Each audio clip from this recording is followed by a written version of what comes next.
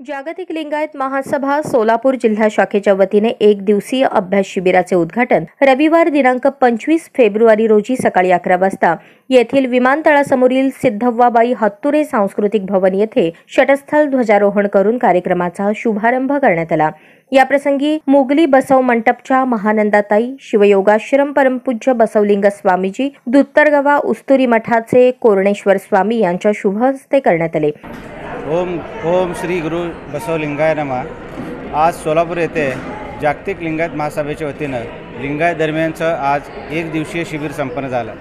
या शिबिरामध्ये राष्ट्रसंत बसवलिंग महाराज स्वामीजी, कोरणेश्वर महाराज तसेच माताजी सगळे उपस्थित होते। आजच्या या सभेमध्ये जागतिक लिंगायत महासभेच्या वतीनं काही ठराव पास झालेले आहेत। यामध्ये असं ठरलं आहे की यापुढे कुठलेही महाराजांनी किंवा धर्मगुरूंनी राजकारणात जर आलं तर त्याला जागतिक लिंगायत महासभा पाठिंबा देणार नाही आणि समाज पाठिंबा देणार नाही। तसेच सध्या आपल्या सोलापूरमध्ये जो जातीच्या दाखल्यावरून जो प्रश्न निर्माण झालेला आहे, कारण इतर धर्मीय इतर लोक आम्हाला विचारत आहेत की तुमची लोक जर असं बोगस प्रमाणपत्र काढून जर इलेक्शन लढवत असतील तर काय करावं। त्यासाठी आज एक गंभीर चर्चा या विषयावर झाली आणि आजचा ठराव असं झालेला आहे की कोणी बोगस जर जातीचा दाखला काढून इलेक्शन लढवत असेल तर त्याला जागतिक लिंगायत महासभा तसेच लिंगायत समाज त्याच्या समर्थन करणार नाही आणि त्याचा प्रचारसुद्धा करणार नाही।